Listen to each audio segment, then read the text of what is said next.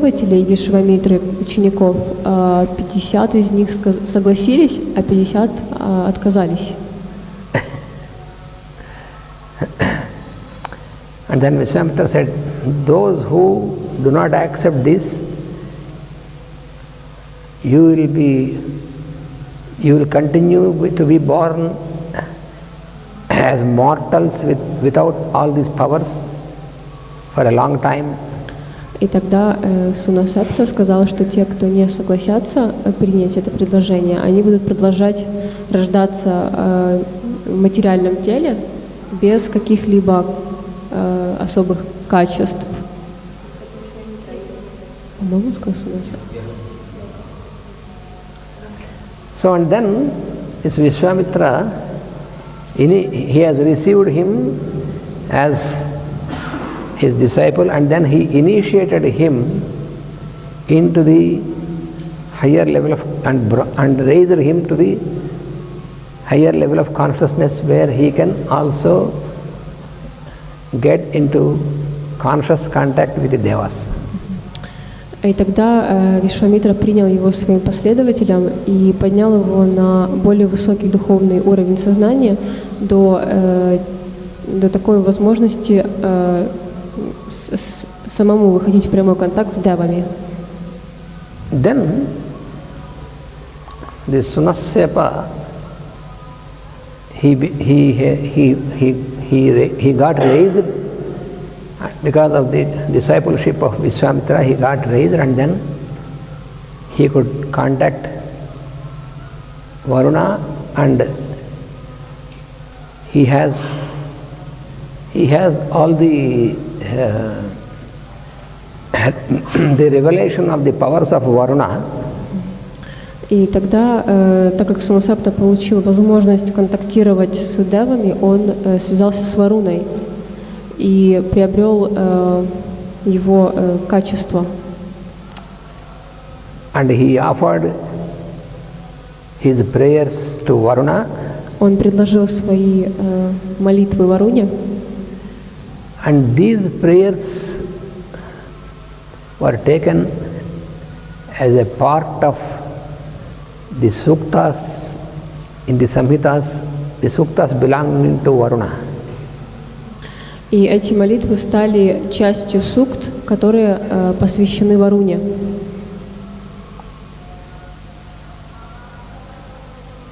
So then, the Deva Varuna, he got pleased by this, and then when he was pleased by Sunassepa's these prayers, and then he exempted him, he relieved him from being sacrificed into the fire. He said, it is not needed because you reached already that stage of consciousness which you will reach by sacrifice. So, therefore, he was relieved from this. И тогда, когда Сунасепта, так скажем, связался с Варуной, Варуна был очень доволен этим, и он сказал, что теперь тебе не нужно проходить через обряд этой самопожертвы для меня, потому что ты уже достиг того уровня, который ты бы мог достичь, пройдя через этот огонь. And then Varuna has blessed Harishchandra to be relieved from his disease. И тогда Варуна благословил Харишчандру и избавил его от болезни. And also Varuna blessed Rohita, son of Harishchandra, to be the emperor. И тогда Варуна благословил Рахиту, сына Харишчандры, чтобы он стал правителем, императором. So you see, this is a very symbolic story. Это очень символическая история. So this whole story is given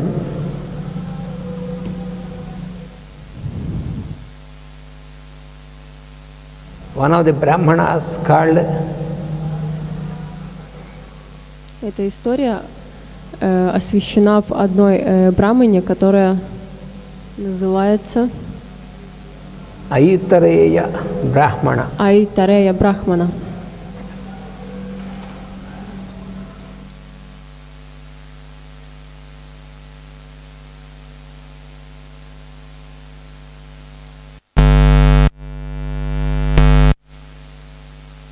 How you find in the Brahmanas, you find various of these allegories explaining how the various suktas and mantras were received in what context and how they are brought into the text.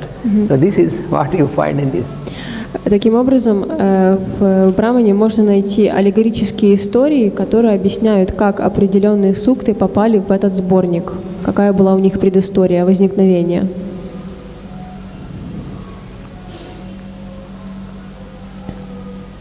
So this is not properly understood by the scholars like Max Muller, who have translated Vedas into English.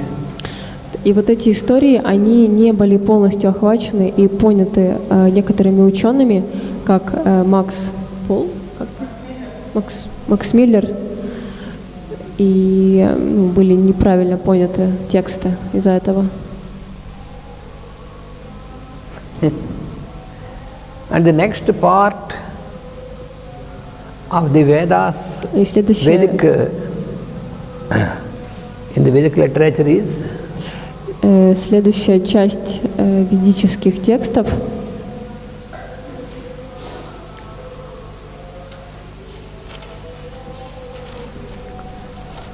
they are called Aranyakas, Араньяка.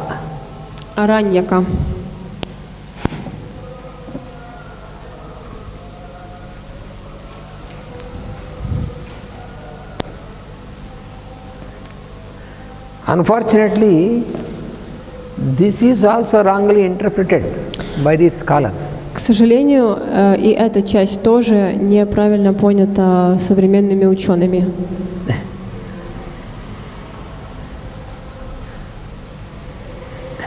Because in Sanskrit,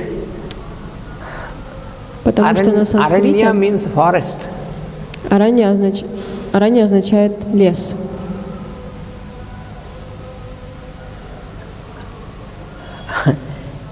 And they wrote that Aranyaka is that part of the Vedic text which is to be uttered or which is to be read only in the forests.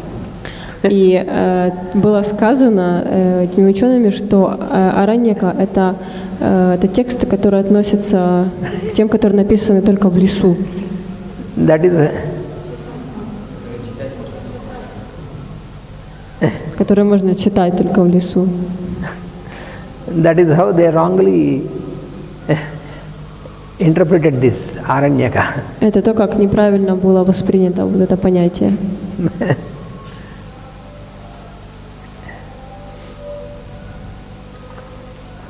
But it has nothing.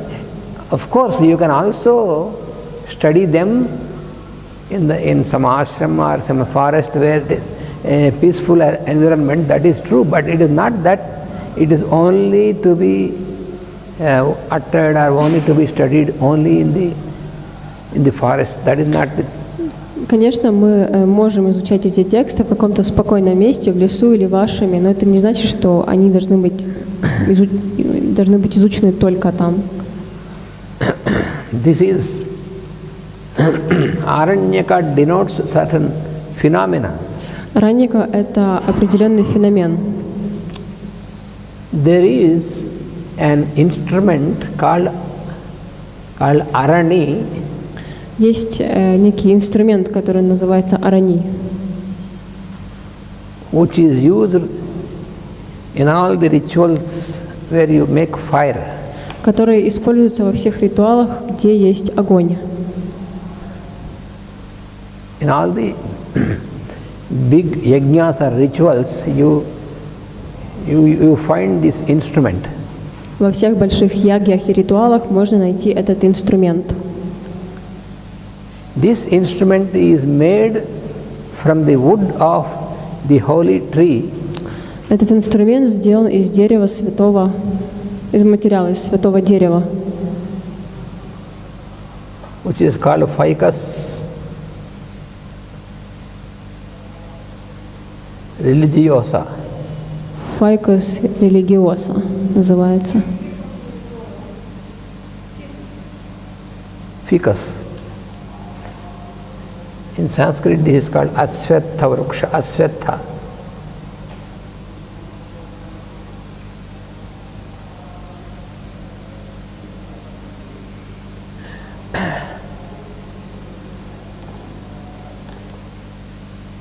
So the wood of this tree is taken and made into a big log. It is cut into a log.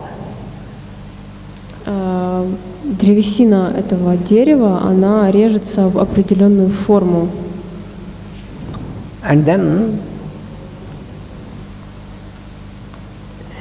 on this log they carve out like a hole, not a complete hole, but like a dip.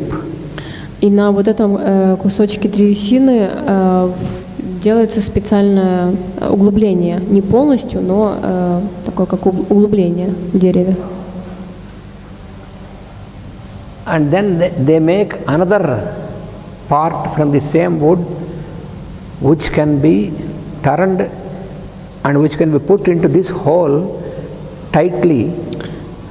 И из другого куска этого дерева делается такой предмет, который может войти в это отверстие очень плотно. And then a strong thread is tied to this, and from both sides you make this by pulling both sides. This is called churning. You churn this and pulling from one side and another side once. И тогда вот эта конструкция, она очень туго обвивается веревкой, и тогда можно перетягивать вот эту верхнюю часть с одной стороны в другую. Мутовка. Угу.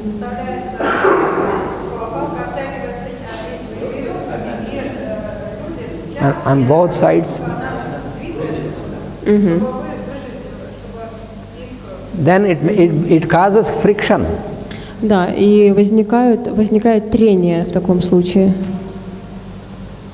And by this friction you get fire. И в результате этого трения возникает огонь, искра. They do it by chanting the particular mantras from the Vedas.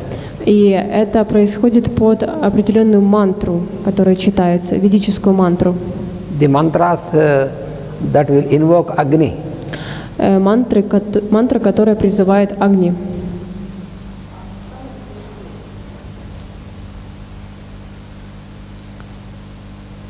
This instrument is called Arani. Этот инструмент называется Арани.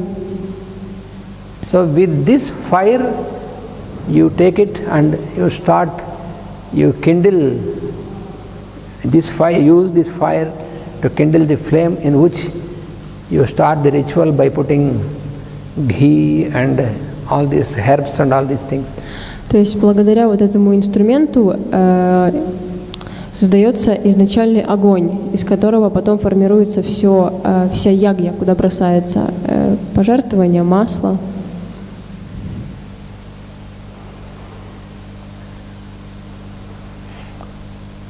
And this instrument symbolizes И этот инструмент, он символизирует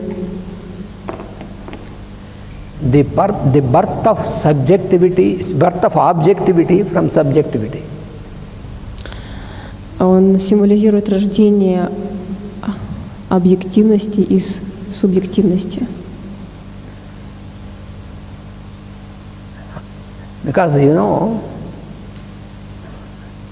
when by churning you are getting the fire in the form of sparks and flame. Потому что когда мы совершаем это движение, мы получаем искру. Before doing this, перед тем, как мы это делали, the fire is in subjective form. Огонь, он находится в субъективной форме.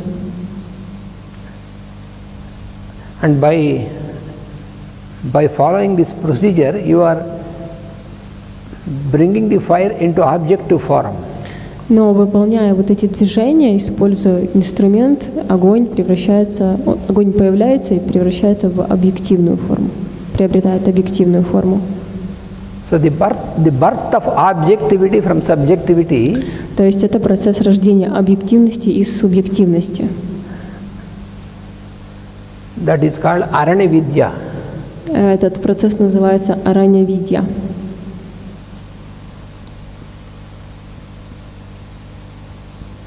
Aranya Vidya means that part of the science which explains you about how the whole creation in the objective world is brought into objectivity from subjective existence. Это часть знаний, которая объясняет о том, как во всем творении все приобретает форму объективности из формы субъективности. This procedure of churning the fire, it symbolizes the work of the devas in the cosmic plane. Этот процесс получения огня в этом инструменте, он помогает понять, как работают девы. So the devas, they are working constantly on the higher plane to bring. Девы постоянно работают на высших планах для того, чтобы принести all the creation, all the beings and all the forms from subjective plane into objective plane.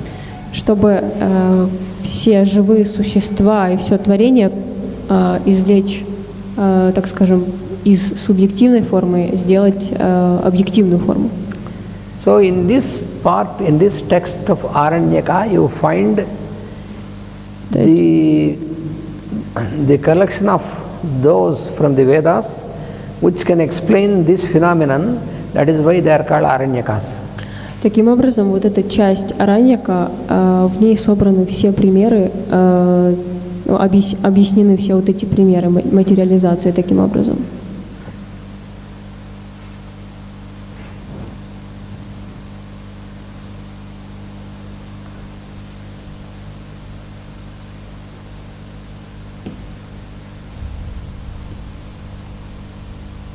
The next part, there is the fourth one. The fourth part is called. Четвертая часть называется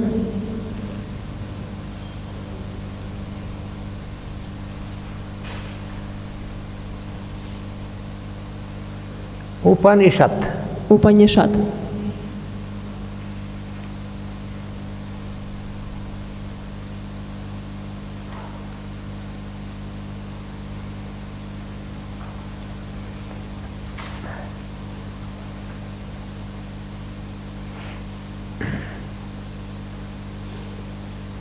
In this part, you see the mantras from the Vedic texts.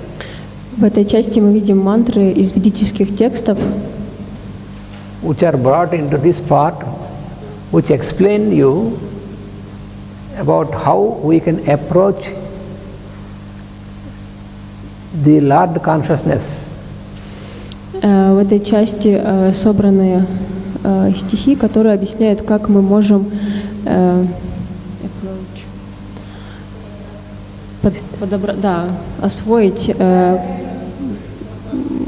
освоить, подойти ближе к сознанию Бога. So the Lord consciousness, the Lord of the universe is called Brahma. То есть божественное сознание Бога называется Брахма. The creator. Создатель. The creator consciousness. Сознание Создателя. So what we have to do to go nearer and nearer to that creative consciousness, creator consciousness. Так что же мы должны делать для того, чтобы подбираться все ближе и ближе к этому высшему сознанию?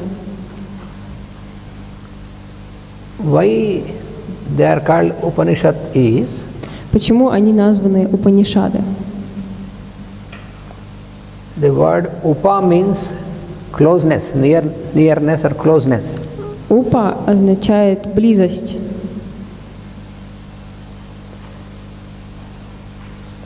And Ni means to lead. Ни означает вести.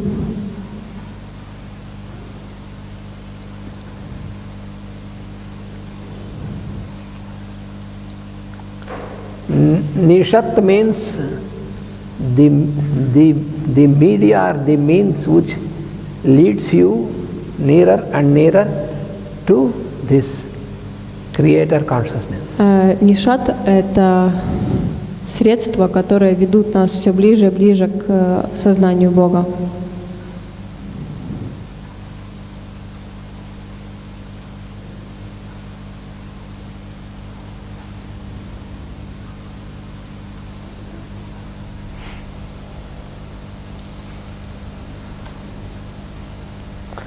So when you see this order, Когда мы видим этот порядок,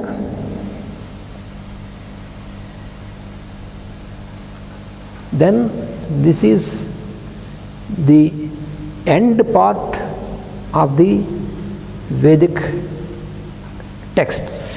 тогда мы видим, что Панишады — это последняя, финальная часть текстов.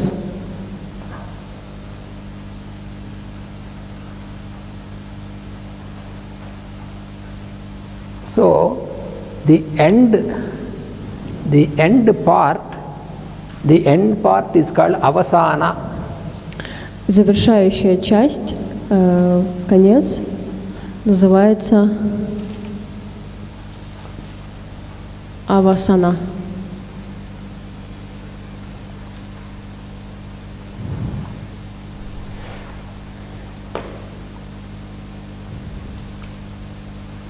So whenever there is something at the end is called avasana. И таким образом все, что находится в конце, называется авасана. Even the last phase of our life also, where we are approaching the end of our life, that is also the avasana stage. Даже финальная часть нашей жизни, когда человек подходит к своим финальной. So everything which is the end stage, which is the culmination. Последняя стадия, кульминация перед уходом, тоже в человеческой жизни называется авасана. Да, почти что.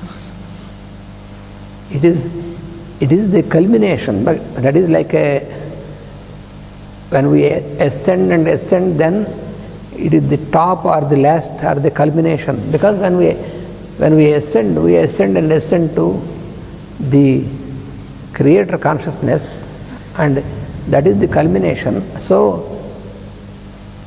starting from these, gradually we go into this, and they show the path of culmination where we can reach the highest.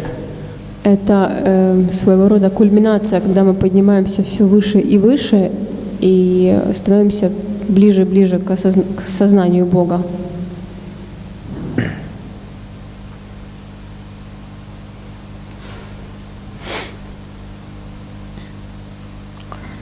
So these Upanishads, they are,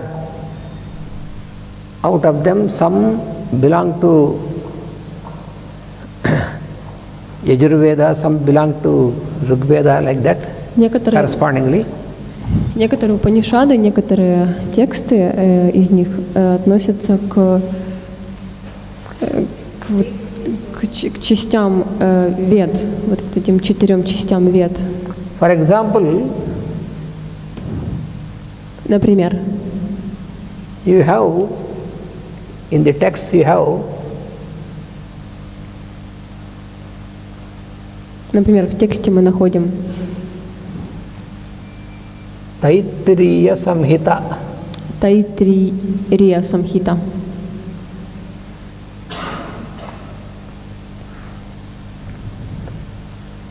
So this Taittiriya Samhita belongs to one of the parts of the Yajurveda.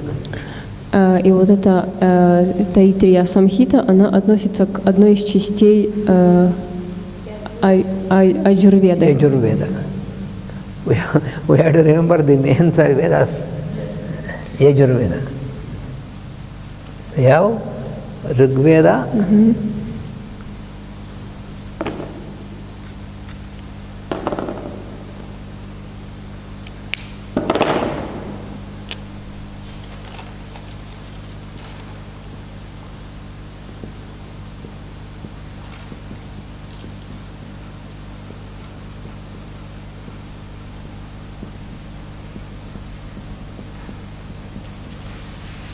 this always we have to remember. Already I have many times mentioned, but to get familiarized once again we have to mention.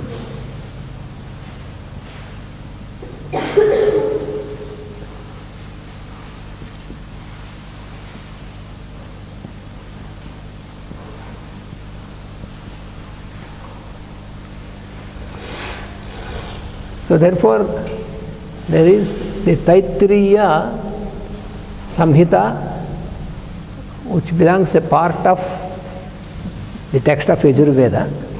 Еще раз, Ананта Кришна написал разделы Вед и упоминают, что Самхита Тaittiriya относится к Аджурведе. And then you have also Taittiriya Brahmana. Ну и также есть Тaittiriya Брахмана. And also you have Taittiriya Aranyaka. И есть также Taittiriya Араньяка. And then you have Taittiriya Upanishad. И Taittiriya Упанишад.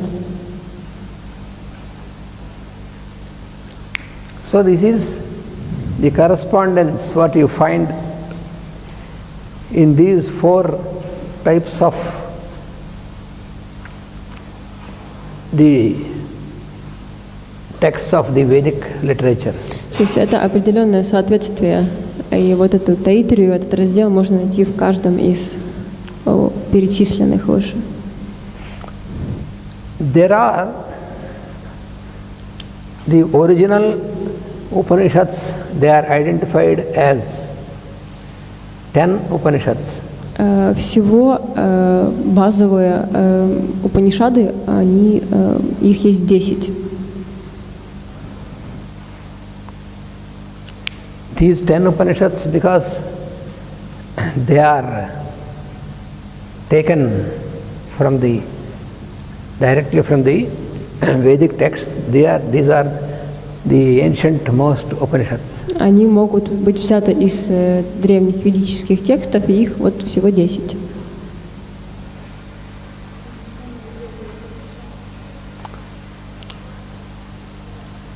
And later on, after the Puranas and all these things, later on, many of the scholars and they started to compose a particular Upanishad and added to these Upanishads, but these are only these 10 Upanishads which are acceptable from the Vedic literature. The other Upanishads are not from the Vedic literature, but they compositions of normal means there's some scholars who specially wanted to specialize something. То есть, что вот сказано было изначально, эти 10 Упанишад — это основные, базовые, самые древние, которые были найдены в текстах. Но потом начали ученые создавать новые, которые уже не могут быть найдены в древних писаниях. Therefore, now you find many Upanishads, more than 100 Upanishads. И сейчас можно найти сотни разных Упанишад.